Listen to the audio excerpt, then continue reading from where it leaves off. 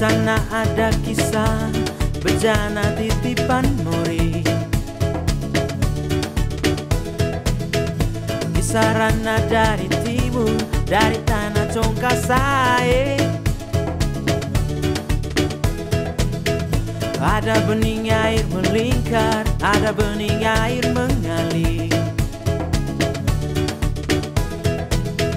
Ada nyanyian burung-burung hiasi indah. Ide album ini muncul pada tahun 2007. Jadi saat itu saya sedang belajar filsafat di Ledalero Maumere.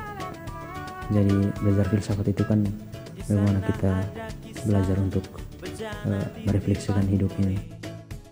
Dan juga apalagi saat itu lagi gencar-gencarnya aksi penolakan terhadap pengrusakan alam dan juga aksi tolak tambang. Jadi saat itu ketika muncul ide itu, saya langsung menulis di dinding kamar saya, Save Our Nature, Save Our Life. Jadi album ini kan muncul pada tahun 2007 dan pada tahun 2012 saya pindah dari Flores menuju Jakarta. Dan pada tahun itu keinginan untuk membuat album ini semakin tinggi.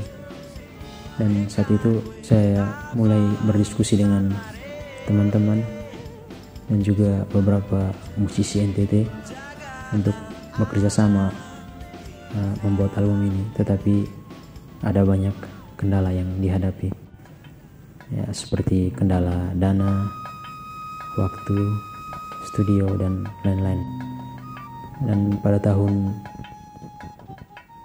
akhir tahun 2013 ya, saya bertemu dengan Ilo JR, yang menurut saya dia adalah salah satu gitaris dan arranger terbaik dari NTT.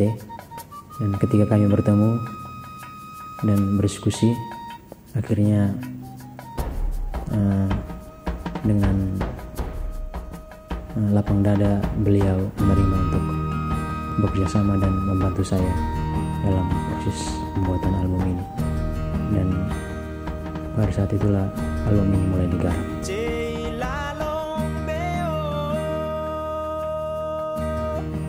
Album ini terdiri dari 9 lagu dan 1 puisi.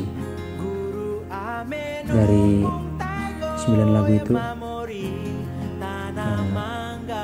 ada 3 lagu yang saya aransemen sendiri, yakni lagu Mama, Rana Mese, dan Cela Longbeo. Yang diaransemen oleh Ilo JR itu lagu Save Our Nature, Save Our Life, lagu Tanah Ini, Jangan Dihancurkan, lagu Indah Masa Kecilku, dan lagu Om Simon. Dan lagu yang kami aransemen bersama itu lagu Sepi Watu dan lagu Tangisan Alam Flores. Dan untuk puisi itu dibuat dan dibaca sendiri oleh Gabriel Mahal, itu salah satu orang NTT yang mempunyai perhatian terhadap alam Flores melalui puisi dan karya-karya sastranya.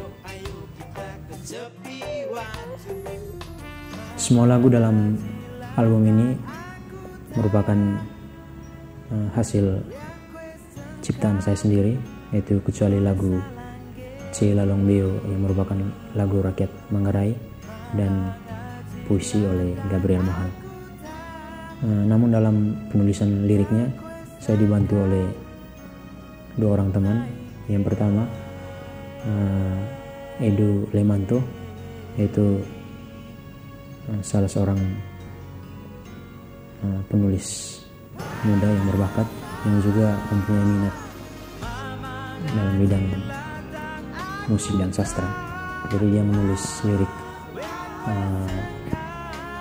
bahasa Manggarai dan bahasa Inggris dalam lagu Mama.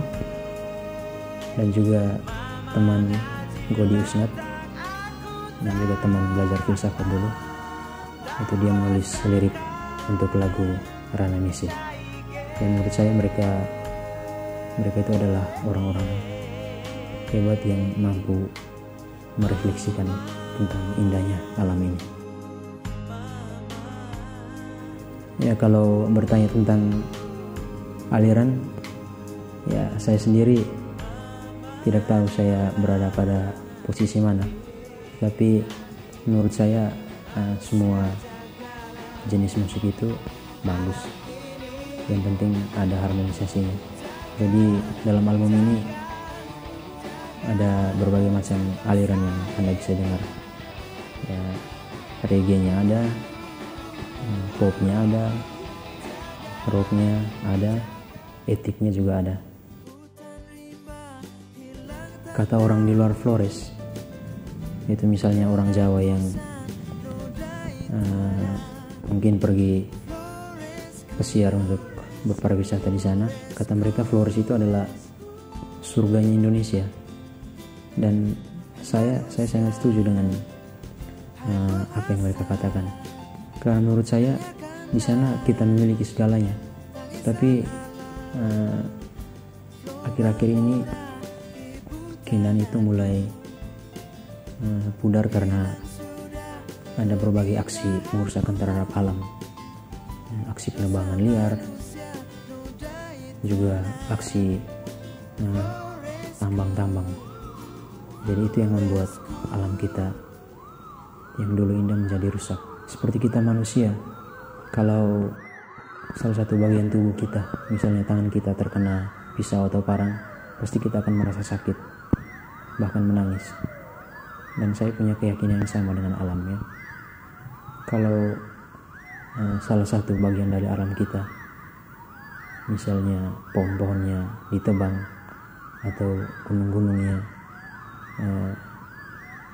dihancurkan atau digali untuk urusan tambang, saya kira mereka kalau mempunyai suara, mereka pasti akan menangis dan berteriak. Jadi itu menjadi alasan saya kenapa lagu ini berjudul Tangisan Alam Flores dan menjadi lagu pertama. Dan dalam lagu ini juga ada instrumen sasando. Jadi saya sengaja memasukkan sasando dalam lagu ini karena sasando itu menjadi